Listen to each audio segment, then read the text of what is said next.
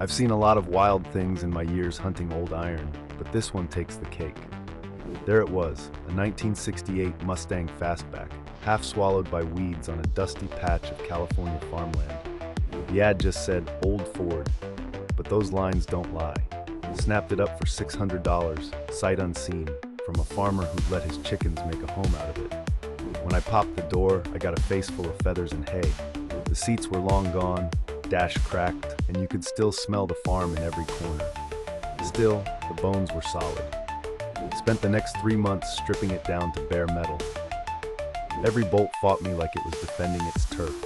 The chickens must have thrown a party in there for years. Sanded, patched, then painted her up in Highland green. Dropped in a rebuilt 302, fresh interior, new glass all around.